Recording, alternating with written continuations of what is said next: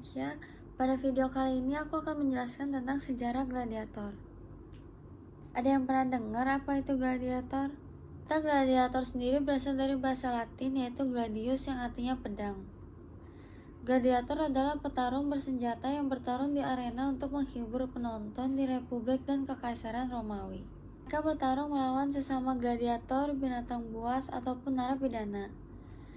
Beberapa gladiator adalah sukarelawan yang mempertaruhkan kehidupan sosial dan nyawa mereka di arena, namun sebagian besar gladiator adalah tawanan perang, budak, atau penjahat yang terlibat dalam pertarungan sebagai bentuk eksekusi publik.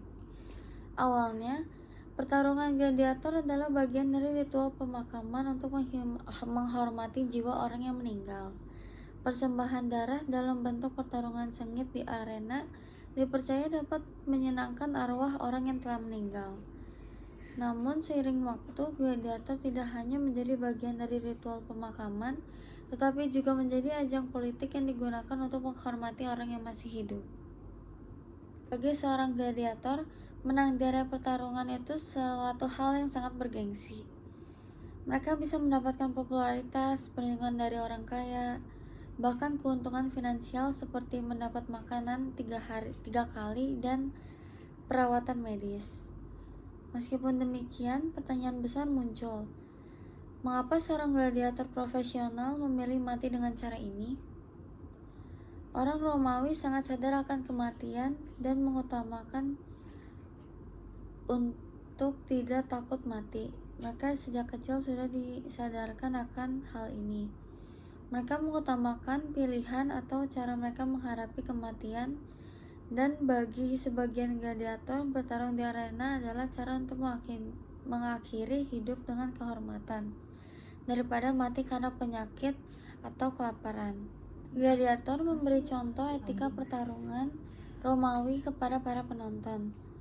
Meskipun sebagian besar gladiator direndahkan dan diperlakukan dengan keras, mereka tetap dihormati karena keberanian dan kemampuannya dalam bertarung. Bahkan mereka digambarkan dalam seni, baik seni kelas atas maupun seni kelas bawah. Dan nilai mereka sebagai penghibur dikenang dalam berbagai objek berharga di seluruh penjuru dunia Romawi. Asal muara pertarungan gladiator tidak diketahui secara pasti, namun ada bukti bahwa pertarungan ini sudah ada dalam ritus pemakaman sejak perang Punisia pada abad ketiga sebelum Masehi. Setelah itu, pertarungan gladiator dengan cepat menjadi bagian penting dalam kehidupan sosial politik. Ketenaran gladiator semakin berkembang, bahkan menjadi tontonan yang jauh lebih mahal dan mewah yang dikenal dengan istilah pertandingan gladiator. Pertandingan ini mencapai puncaknya antara abad ke-1 sebelum Masehi dan ke-2 Masehi. Namun mulai menurun pada awal abad ke-5 Masehi setelah agama Kristen diterima sebagai agama negara pada tahun 390-an. Gladiator tetap menjadi simbol keberanian dan pengorbanan dalam budaya Romawi, dikenang dalam sejarah sebagai petarung yang menghibur sekaligus menghadapinya dengan keberanian yang luar biasa. Contohnya saja yang terjadi pada Julius Caesar. Dia memperingati kematian ayahnya dengan menjadi tuan rumah pertandingan gladiator yang melibatkan 320 gladiator.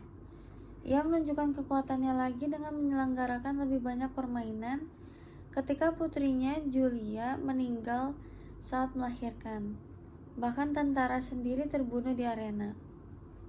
Unjuk kekuasaan pun juga terjadi pada saat Kaisar Claudius memerintahkan agar tenggorokan para gladiator yang mati digorok karena ingin melihat ekspresi wajah mereka. Satu fakta mengenai gladiator adalah gerakan jempol ke bawah. Gerakan jempol ke bawah ini tidak selalu berarti kematian bagi para gladiator. Jika seorang gladiator terluka parah atau menjatuhkan senjatanya karena kalah, nasibnya mungkin akan ditentukan oleh para penonton. Dalam kontes yang diadakan di Colosseum, Kaisar memiliki keputusan akhir apakah prajurit tersebut akan hidup atau mati. Namun lukisan klasik dan film-film Hollywood sering menunjukkan isyarat jempol ke bawah sebagai tanda untuk mengeksekusi gladiator. Walau hal ini mungkin kurang akurat. Beberapa sejarawan mungkin berpikir bahwa tanda eksekusi mungkin saja adalah jempol ke atas, sedangkan kepalan tangan tertutup dengan 2 jari terulur, jempol ke bawah, atau bahkan sapu tangan yang dilambaikan mungkin menandakan belas kasihan.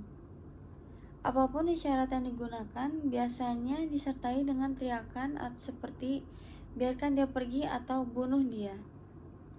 Fakta lainnya mengenai gladiator itu wanita juga bisa bertarung sebagai gladiator. Hal ini sudah tidak mengejutkan bagi orang Romawi.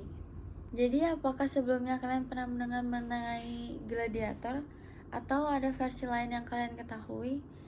Tulis di kolom komentar ya. Terima kasih. Seperti di zaman modern, dunia kuno juga punya selebriti terkenal. Mereka adalah para gladiator Kekaisaran Romawi. Dalam catatan sejarah Romawi kuno, gladiator menjalani kehidupan yang sulit, tetapi mereka mendapatkan ketenaran besar. Mereka adalah pejuang yang menghibur masyarakat Romawi kuno di sekitar 400 amfiteater di hampir setiap kota besar dan kecil di seluruh Kekaisaran Romawi. Para gladiator seringkali tidak melakukannya atas kemauan mereka sendiri. Sebagian besar dari mereka adalah budak yang dipaksa berperang.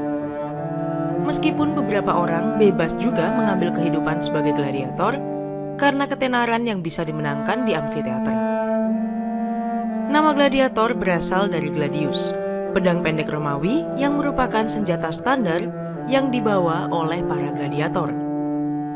Para gladiator menghibur penonton di amfiteater dengan bertarung satu sama lain, seringkali sampai mati, meski terkadang hanya sampai mereka melucuti senjata lawannya. Pada saat yang sama, kontes gladiator seringkali melibatkan gladiator yang melawan hewan seperti singa dan harimau. Jika seorang gladiator adalah petarung yang malang, hidupnya akan sangat singkat. Namun, jika dia adalah seorang pejuang yang mahir dan memenangkan banyak pertarungan, dia bisa berharap untuk pensiun dan mendapatkan kebebasan dari pemiliknya. Dengan cara ini, beberapa gladiator pensiun sebagai orang kaya dan bebas. Tapi siapakah gladiator Romawi yang paling terkenal? Spiculus adalah salah satu gladiator Romawi yang paling terkenal.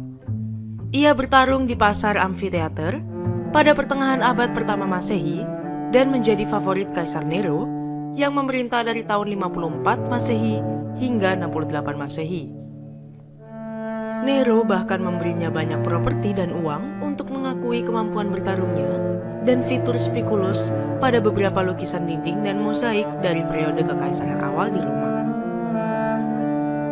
Gladiator terkenal lainnya adalah Marcus Atilius, yang sezaman dengan Spiculus. Atilius adalah seorang Romawi kelahiran bebas yang mungkin dengan sukarela bertarung sebagai gladiator untuk melunasi utang-utangnya. Saat dia menjadi gladiator pemula, dia mengalahkan seorang veteran dan juara bernama Hilarus. Atilius menikmati serangkaian kemenangan yang panjang, dan prestasinya dicatat dalam grafiti yang ditemukan di reruntuhan kota Pompei.